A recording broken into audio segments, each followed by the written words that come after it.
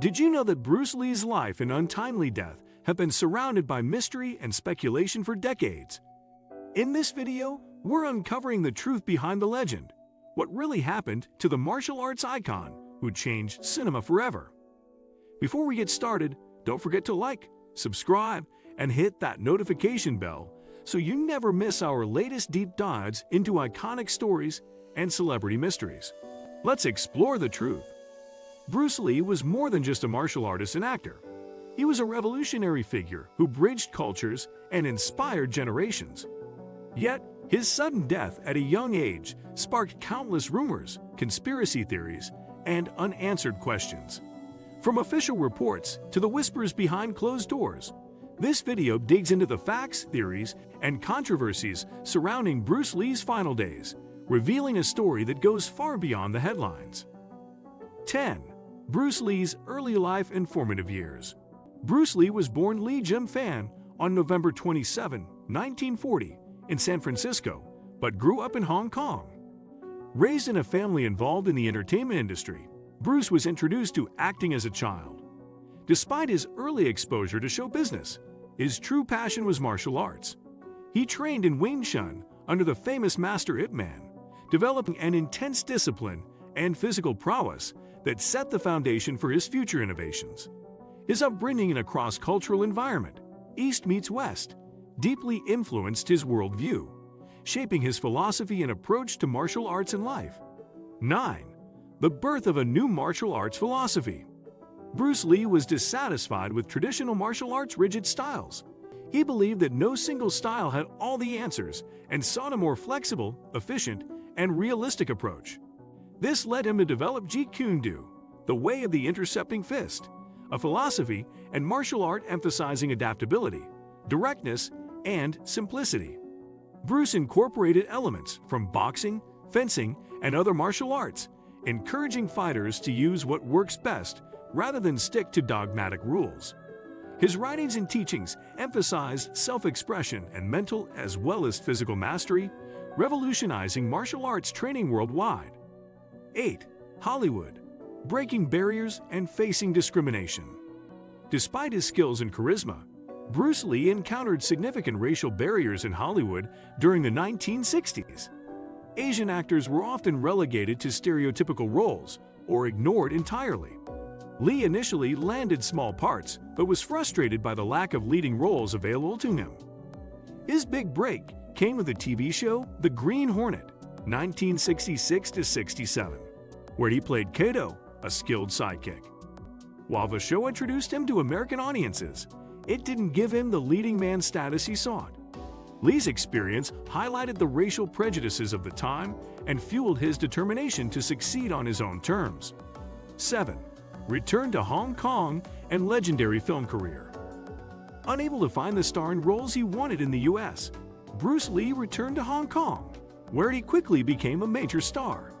His films The Big Boss, 1971, Fist of Fury, 1972, and Way of the Dragon, 1972, showcased his unparalleled martial arts abilities and screen presence. Way of the Dragon, which he directed himself, featured the legendary fight scene with Chuck Norris in the Coliseum, a moment still celebrated today. His movies combine thrilling fight choreography with stories of honor, justice, and cultural pride, inspiring audiences worldwide and setting new standards for martial arts cinema. 6. The tragic and mysterious death. Bruce Lee died unexpectedly on July 20, 1973, at just 32 years old. The official cause was cerebral edema, or swelling of the brain, believed to have been triggered by a reaction to a prescription painkiller. However, his sudden death sparked a flood of conspiracy theories and speculation. Some suggested foul play, including rival martial artists or triad involvement. Others cited supernatural curses or overwork and stress. Despite multiple investigations, no definitive alternative cause was found, leaving his death shrouded in mystery and fueling decades of debate among fans and historians. 5. Controversies and rivalries in martial arts and film. Bruce Lee's revolutionary approach and rapid rise sparked controversies within the martial arts community. Traditionalists saw his Jeet Kune Do philosophy as a challenge to established schools, causing friction and public disputes. He was sometimes accused of disrespecting classical martial arts traditions, which earned him both admirers and detractors. Additionally, rumors circulated about rivalries with other actors and martial artists, some involving intense confrontations or competition over roles and respect. These controversies added complexity to his legacy, painting a portrait of a man who disrupted old systems and provoked strong reactions. 4. The personal side, family and philosophy. Behind the public persona was a deeply introspective man. Bruce Lee married Linda Emery in 1964, and together they had 2 children. Linda has often spoken about Bruce's kindness, intelligence, and the challenges he faced balancing family life with his career ambitions. His journals and writings reveal a thinker constantly wrestling with self-improvement, cultural identity, and the pressures of fame. Bruce's philosophies extended beyond combat. He wrote extensively about mental clarity, emotional control, and the importance of living authentically, which continued to inspire not only martial artists, but people worldwide. 3.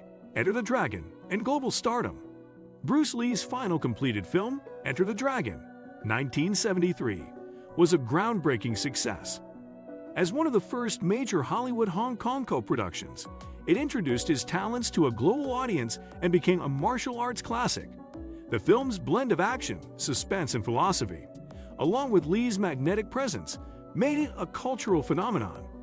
Enter the Dragon is widely credited with popularizing martial arts cinema in the West and inspiring countless actors, directors, and fighters. It remains a touchstone in pop culture decades after its release. 2. Myths, legends, and misconceptions. Over time, Bruce Lee became larger than life, and myths about his abilities and life proliferated. Stories claim he could break bricks with his bare hands, defeat multiple opponents effortlessly, or possessed near superhuman speed and strength. While Lee was undoubtedly talented and disciplined, many of these tales are exaggerated or fictionalized. His death spawned conspiracy theories, ranging from poisoning to secret societies. Separating fact from fiction requires careful study of verified accounts, revealing a man who, while extraordinary, was also human, with vulnerabilities, struggles, and flaws. 1.